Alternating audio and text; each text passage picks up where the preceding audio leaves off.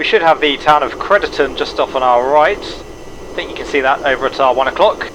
And we should be passing just out to the northwest of that. So again, a nice feature to help us ascertain whether or not we're on our flight plan route.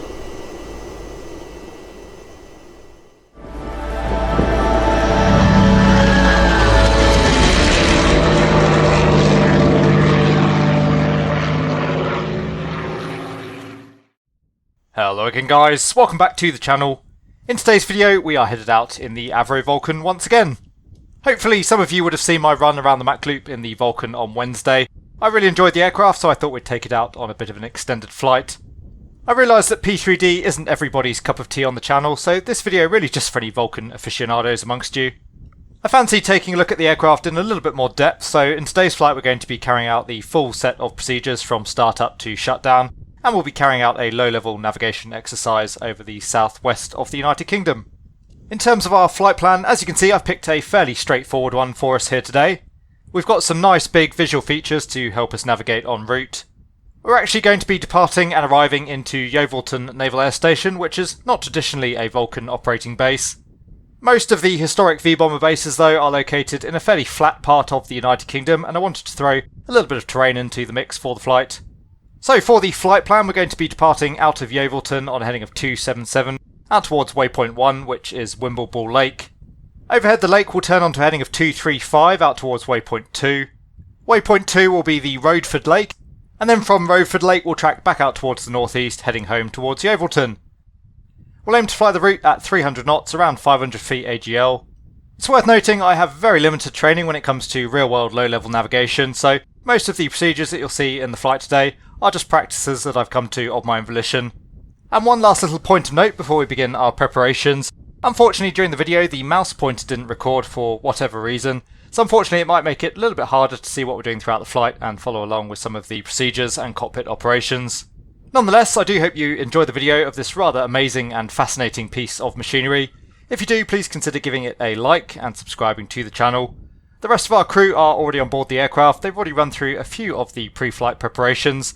So let's head up the ladder ourselves, up into the cockpit, and we'll begin the flight.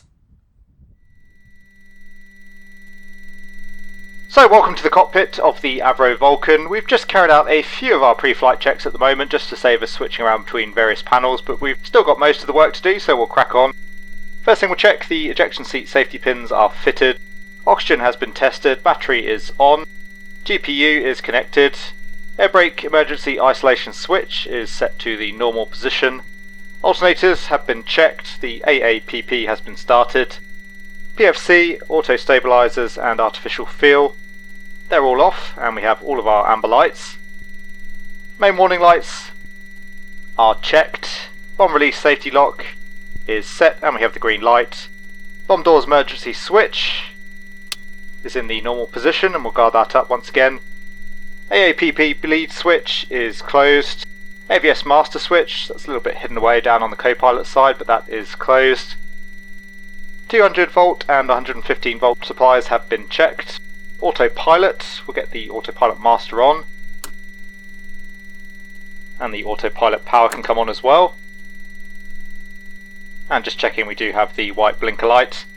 MFS TFR switch is set to MFS. Fire warning lights are checked. LP cocks are open and guarded. HP cocks are closed. Throttle D10 isolation switch is set to in. Pressure selector, we'll set that to cruise. And we'll just guard that up. Cabin air switches are shut. Ram air valve is shut. Temperature selector is set. External light master switch, we'll turn that on. And we'll set the navigation lights to flash in preparation for the start. Tank pressurization is off, air-to-air refueling panel, everything's off there, and the engine and airframe anti-icing is off. So we're pretty much ready to start the engines. We'll come down to the start panel. Start is set to normal, ignition switch can come on, engine master switch can come on. We'll be starting using the ground air cart, so we'll get the engine air switch set to open on the number 1 engine. We'll be starting the number 1 engine first. And coming back down to the start panel, we'll hit the number 1 starter.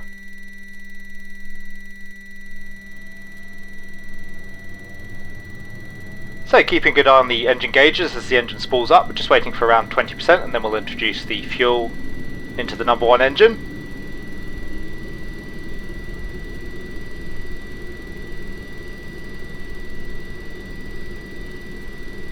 And that looks like we're more or less max motoring at this point, so we'll introduce the fuel.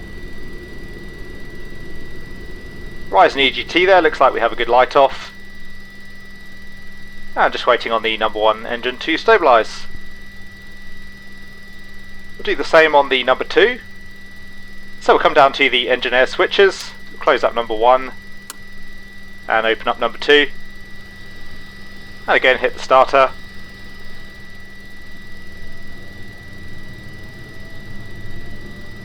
And once again waiting for around 20% on the RPM gauge.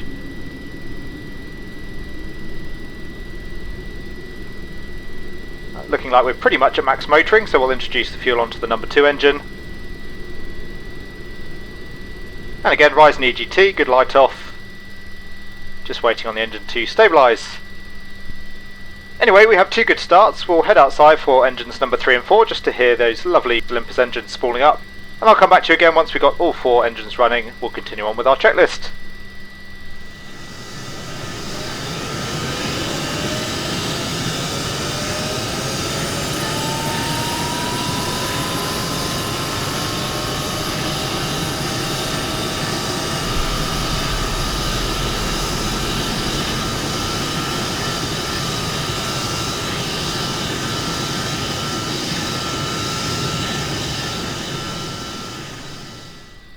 So as you can see, we have 4 good starts. Once again, we've just carried out a couple of our after start checklist items just to save us flicking between various panels.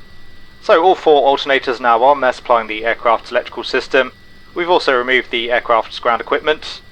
The engine master switch can come off, as can the ignition master, and we're now showing shut on the air crossfeed magnetic indicator. We'll come down to the fuel console and get our fuel pumps on.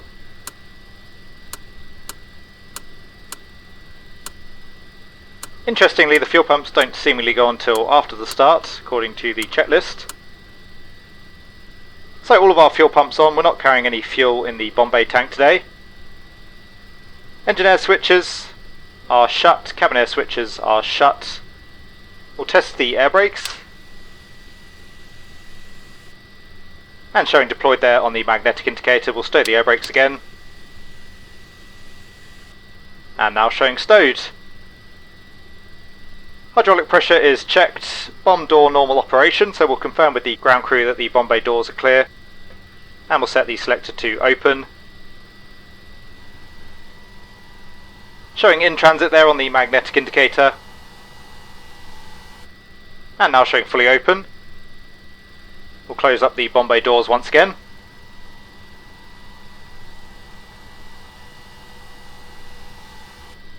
And now showing closed again on the magnetic indicator, so the select can go back to auto. PFC, auto stabilizers and feel can all come on.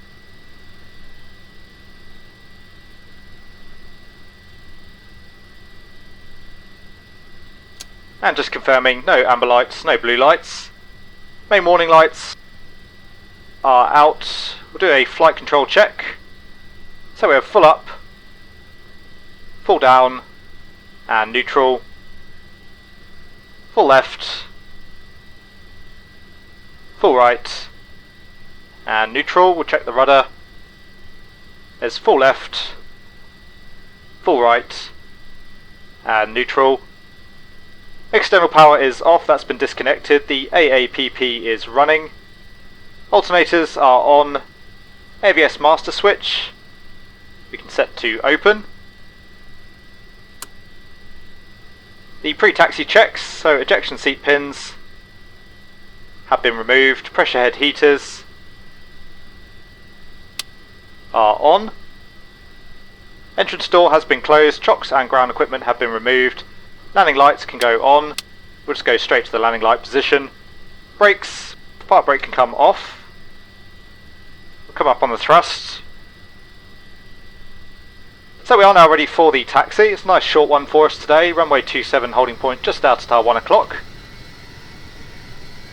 And the Olympus engine's taking a really long time to spool up, as you can hear. All clear on the left. Aircraft just starting to roll.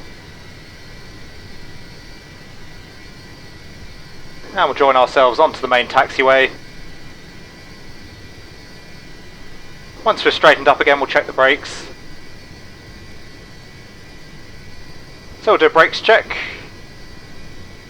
And checking the hydraulic pressure once again.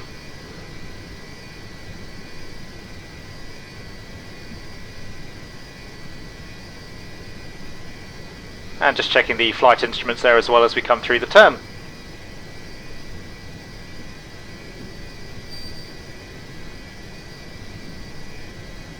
So as I say, it'll be a fairly short taxi out to the holding point for runway 27. We'll carry out the rest of our pre-takeoff checks once we're holding short.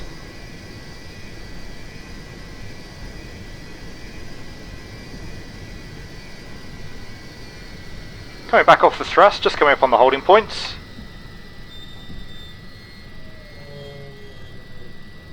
And bringing the aircraft to a stop.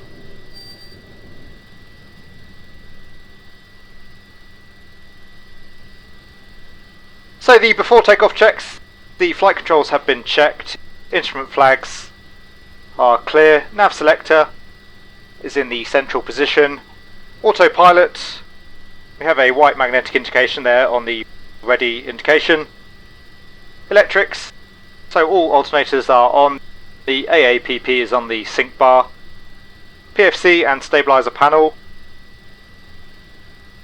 we have all lights out. Hydraulic pressure is checked.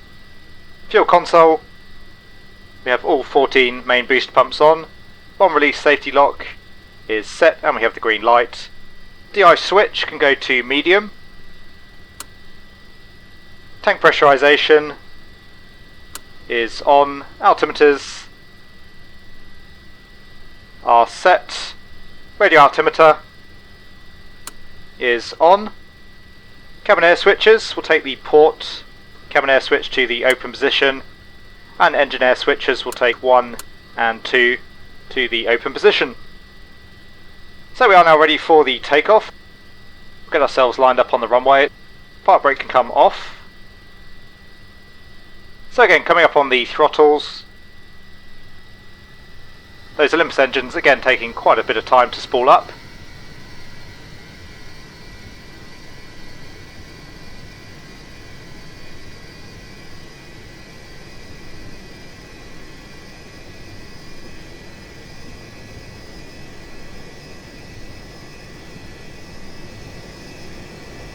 Runway is clear and it's confirmed runway 27.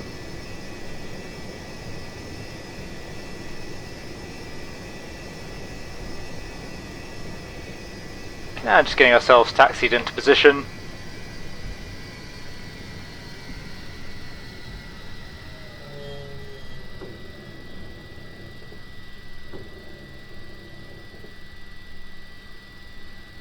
So all set and ready for the takeoff. We'll come up to about 50% on the RPM, let the engine stabilise.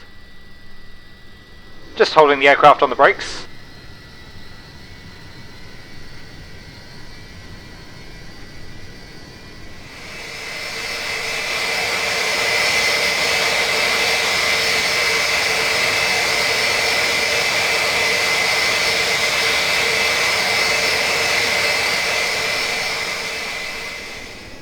So the engines are stable, we'll come off the brakes, come up on the throttles.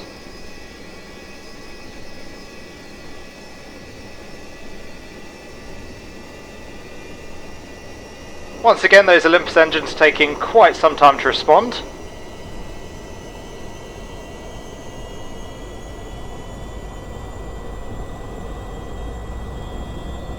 And the power is set.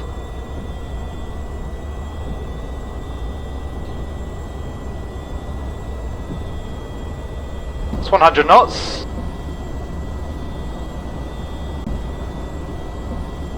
And just waiting till we come to 150 to rotate. There's 150 coming back on the stick. And we're up.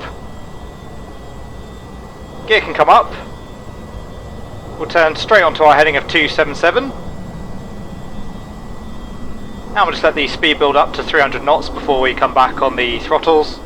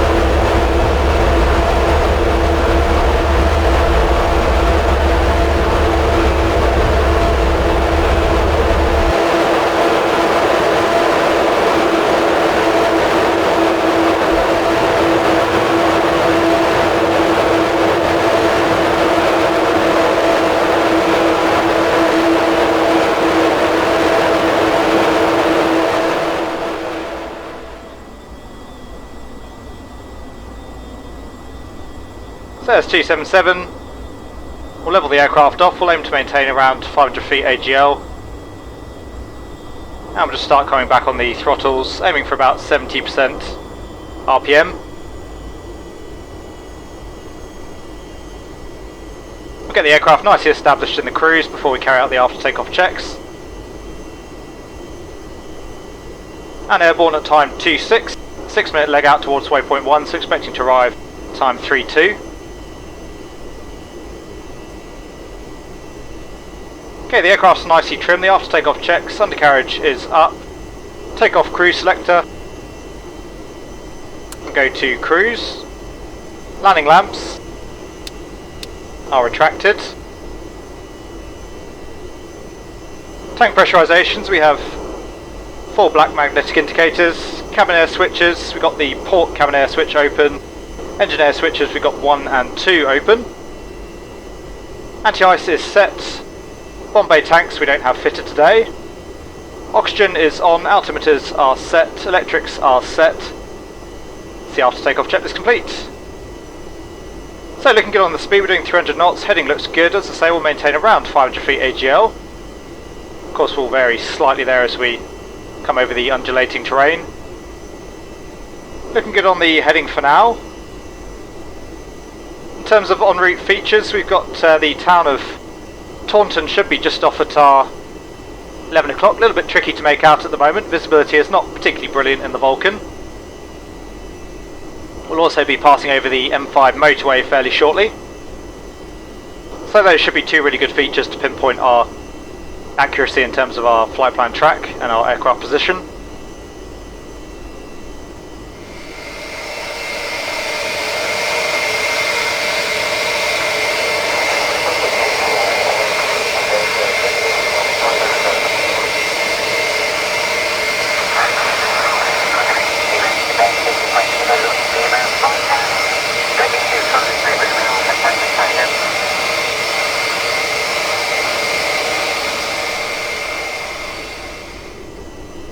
And you can just see the M5 motorway as well now, just coming below the nose. So we'll mark ourselves on the chart, we're just going over the M5, just out to the northeast of Taunton.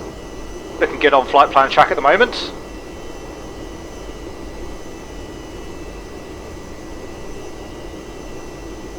Time wise we're looking good as well, we've got 4 minutes to run.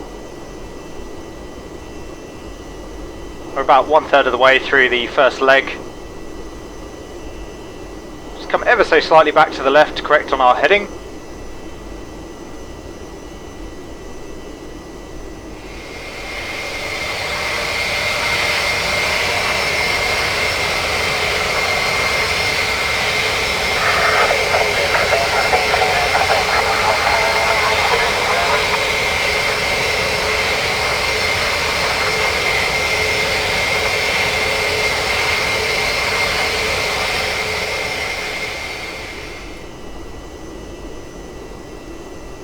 So we're actually drifting ever so slightly out to the right of track at the moment. We'll correct on the heading.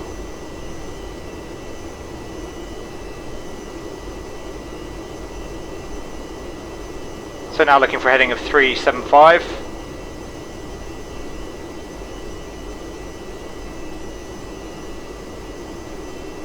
And we'll set that on the heading bug.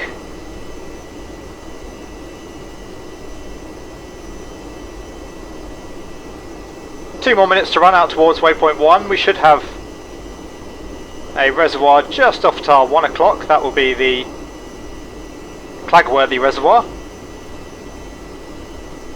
Not sure if we're going to be able to spot that or not. That's going to be probably somewhat hidden in and amongst the hills out at tar 1 o'clock. But we should be able to spot our reservoir pretty easily.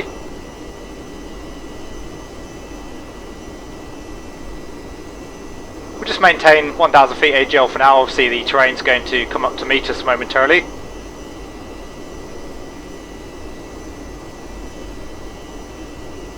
Another minute to run inbound. We're looking good in terms of time at the moment. You can actually just see the Clagworthy reservoir there at our 1 o'clock.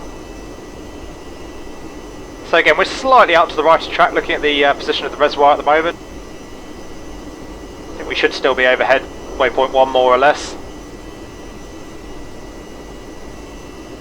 Next heading is going to be 235, so we'll set that now on the heading bug in anticipation of a turn.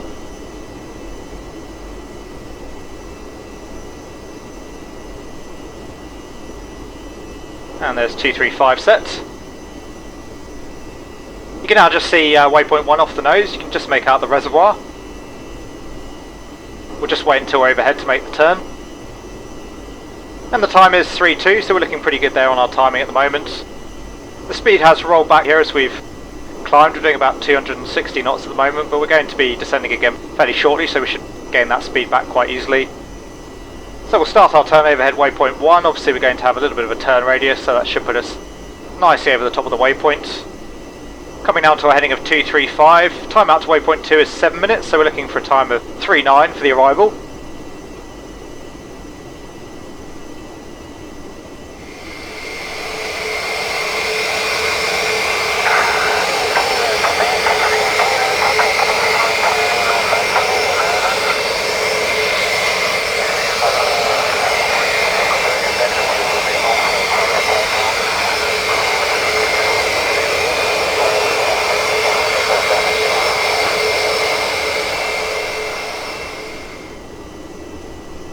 So we should have the town of Yeovilton just off the right wing, as you can see, just passing a beam that right now. The main feature we've got on this particular leg that's really easy to spot, we've got a wind farm just off the A361, so we'll mark our position in relation to that. In fact, you can already see the wind farm just off the nose out at our 1 o'clock. We'll use the road to gauge whether or not we're left or right of track. And again, we'll just descend the aircraft slightly here to get us back down to 500 foot AGL.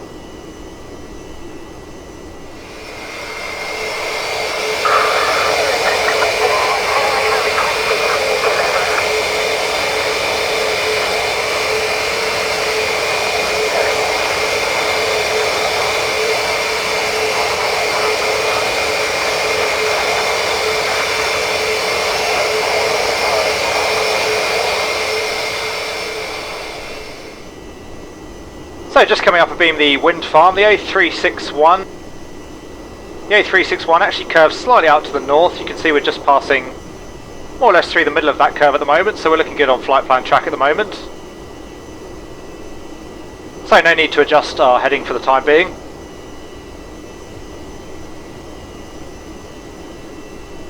.34, so another 5 minutes to run till we hit waypoint 2. The next feature we'll be able to easily pick up, we've got the A377, that's a little bit further out to the southwest. We'll also have the town of Chumley just off to the north, so we'll again use that to mark our position off on the map. See where we are in relation to our plan position.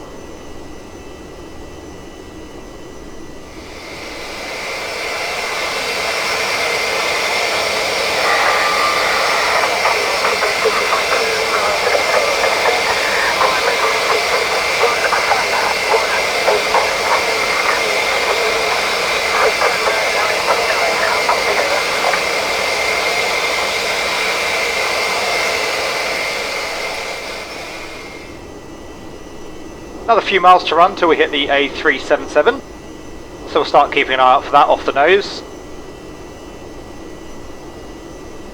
I think we've already got Chumley just off at our 1 o'clock. We should be out to the south of the town, which we are. We'll try and spot the road though. There's a few nice features on the road that should really enable us to pinpoint our position. Although it looks like it's going to be a little bit tricky. I think it's buried down here in the valleys. Passing over the river as well, I've got that on the chart. There's the road passing just down below us, a little bit tricky to really identify our position based on that. I think we're more or less still on flight plan track at the moment, looking at the contours there of the road. So we'll just maintain our heading for now. We're actually slightly off to the right again, so we'll just correct out to the left.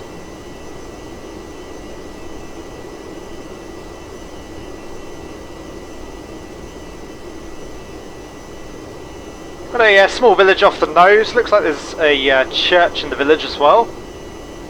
I suspect that's probably Winkley.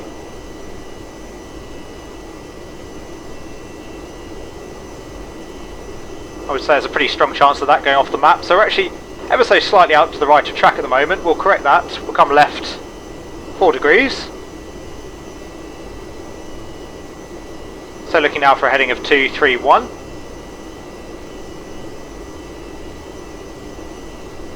Based on our position over Winkley, we'll actually update the time. Should be arriving now at 40, so another 2 minutes to run.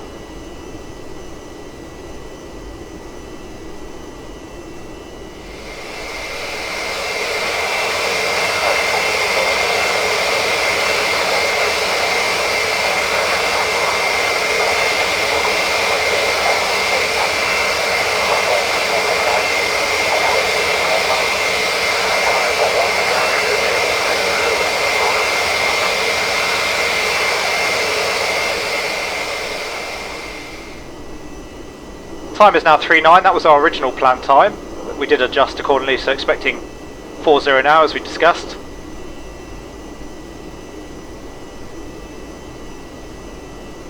And I think you can just make out one of the arms to the reservoir just off on our 1 o'clock. So it looks like we're pretty much on track to hit bang on waypoint 2.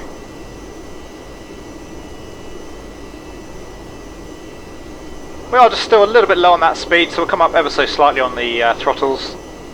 Come back to our 300 knots planned speed for the flight. That's probably why we're falling behind slightly on the time there.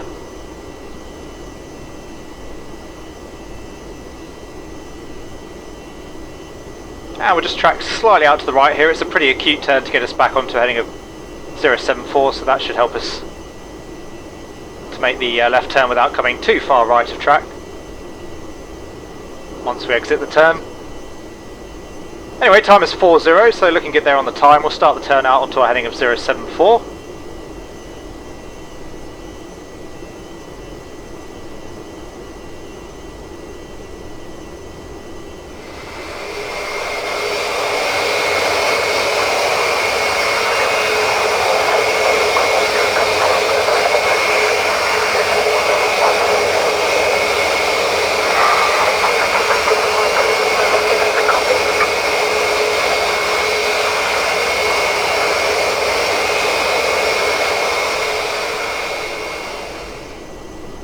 And just coming onto our heading now, we already know we're going to have to correct back out to the left, so we'll come on to a heading of 060 initially until we hit the A30.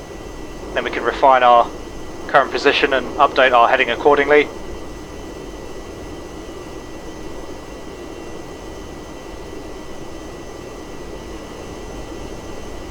think we can just make out the A30 actually off the left wing. As I say, we'll wait until we intercept. There's actually a nice little crossroads between the A30 and the A386. If we can pick that up, that will really help us pinpoint our exact position.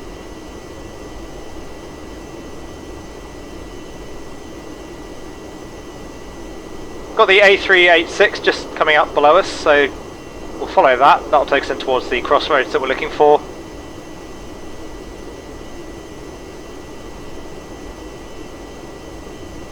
We've also got the hills just off the nose. We want to be out to the left of those, so we'll track accordingly.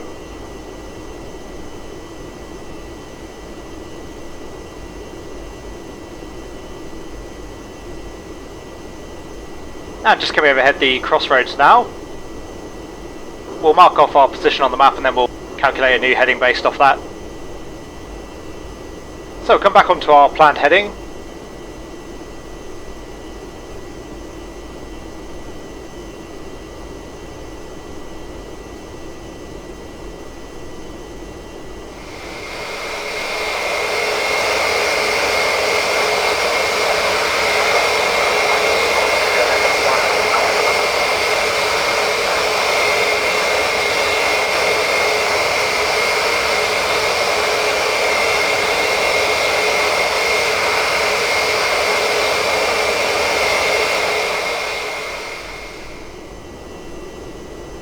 In terms of any features, once again we're going to be passing over the A377, so we'll use that to help us pinpoint our position.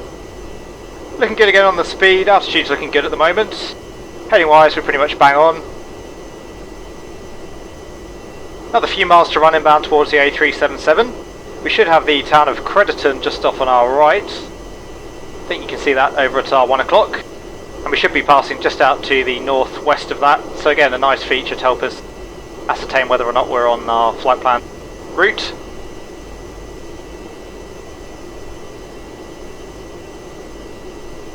Town passing down below us, I think that's the town of Colford. So we're actually pretty much on flight plan track again now. So we'll come back onto a heading of 074.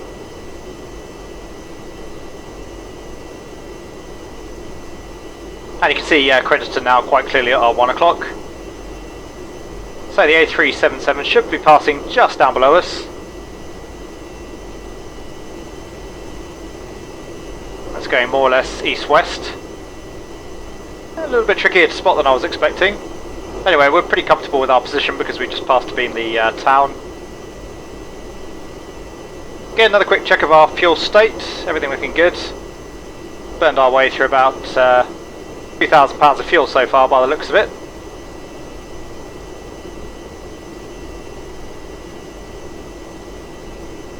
Next feature we'll have the town of Tiverton some way off in the distance at our 9 o'clock. We'll try and spot that, otherwise they will be crossing back over the M5 motorway. We'll get our descent checks out of the way now. It's going to get fairly busy as we come back in towards Yeovilton. So the altimeters are set. Takeoff cruise selector we'll actually leave in the cruise position. Engine air switches we'll leave 1 and 2 open. Cabin air switch we'll leave the port air switch open. Alternators are set. AAPP is already running, we left that running after the takeoff as I mentioned. And the nav selector is set to the central position.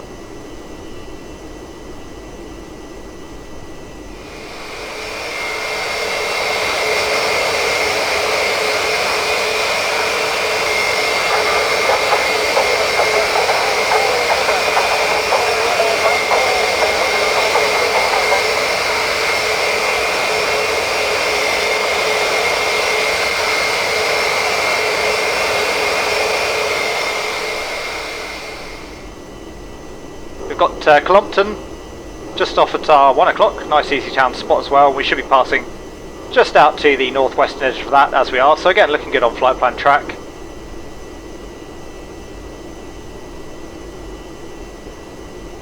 In terms of time, we've got another 5 minutes to run inbound towards Yeovilton. And just passing over the M5 motorway again at the moment.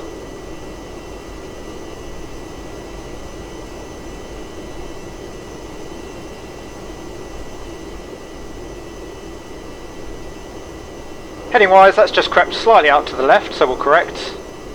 Speed's looking good, we're still doing 300 knots.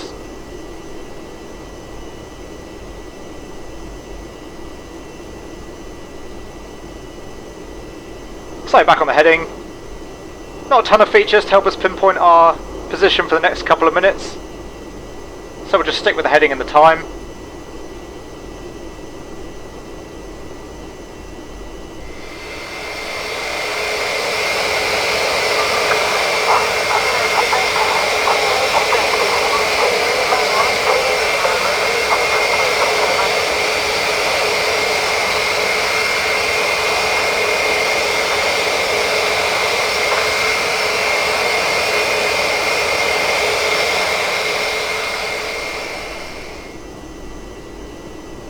We'll have the A303 coming up to meet us out from the right hand side of the aircraft shortly. And that'll intersect with the town of Ilminster, which again should be just off the right of the aircraft. Assuming we're still on flight plan track. And just clearing the last of the terrain now for the time being as well.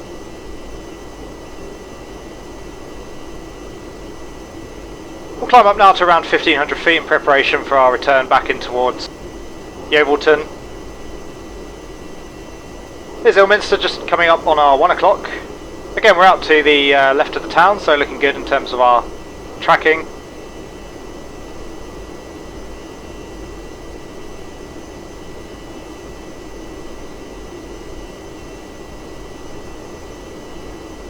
And in terms of our time, another 2 minutes to run.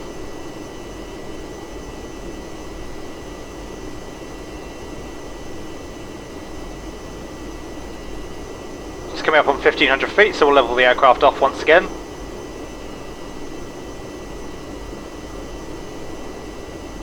We'll start running through our landing checks. We'll get as much as we can done without starting to configure the aircraft. So undercarriage will hold, brakes are checked and off, fuel, contents is checked, fuel pumps are on, landing lights can come on,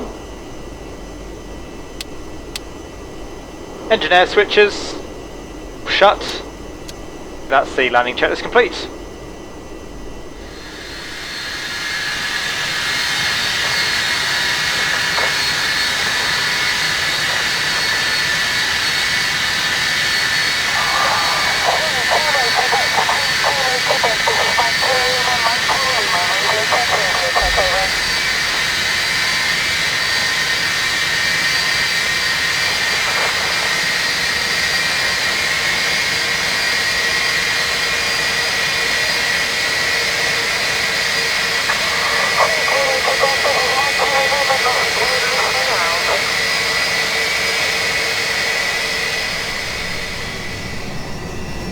Okay, so we just rolled out on the centre line for runway 27. We've got 3 greens there on the gear indication. Want to maintain around 160 knots down final approach. We'll let the speed bleed back to around 150 over the threshold. Slightly high here at the moment. Got a few track miles to run though, so we should be able to correct that.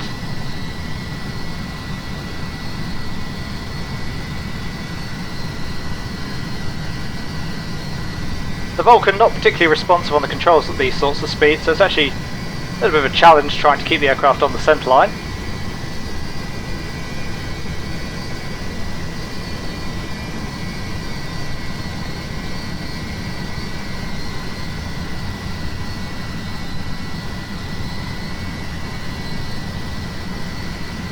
Come off the throttles.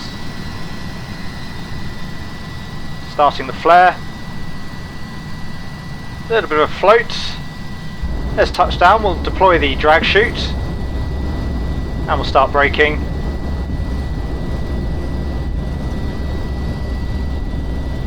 You can see there's an exit all the way down at the end on our left. We'll aim for that. And just derotating the nose here as well.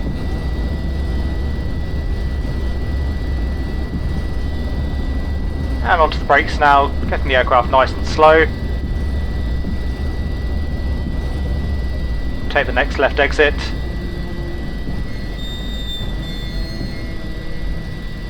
We'll jettison the drag chute, and as I say, we'll vacate off to the left.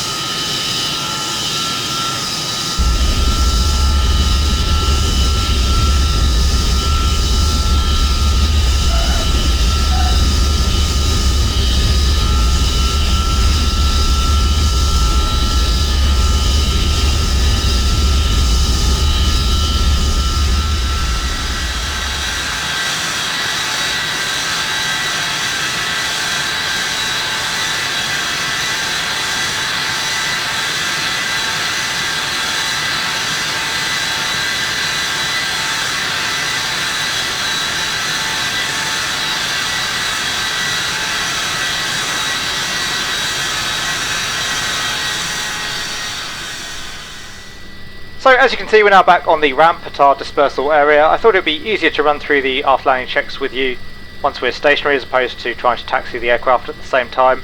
The rest of the aft landing checks, the brake parachute has been jettisoned, anti-ice systems are off, engine air switches are all shut, tank pressurization switch is off, de-ice switch is off, AAPP is off, PFC and auto stabilizers, and we have all of our amber lights.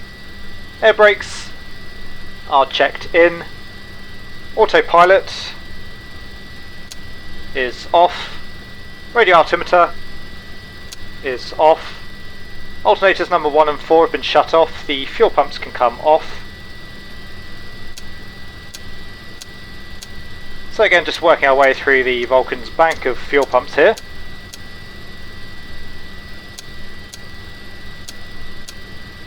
So fuel pumps are off. We'll fit the ejection seat pins once again.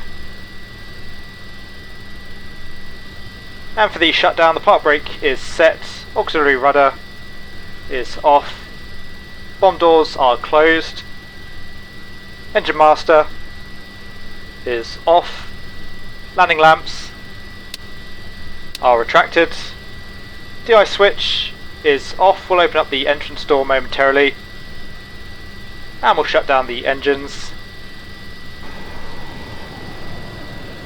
So we have a good run down there on engine 1. Same for engine 2, 3 and 4. So there you go guys, I do hope you enjoyed our outing in the Just Flight Avro Vulcan once again. As I said, I think a really enjoyable aircraft, really hoping that we'll see it in Microsoft Flight Simulator sometime in the not too distant future. There's no doubting the Vulcan is a really beautiful airframe and I think it's a really interesting one to operate as well. As always ladies and gents, if you enjoyed coming along for the ride then please consider giving the video a like. If you want to see more content from the channel then please consider subscribing as well. A very big thank you to my channel members and patrons for all of your support. Once again, it's hugely appreciated. Take really good care wherever you are. I hope everybody is having a great day and I will see you all again soon.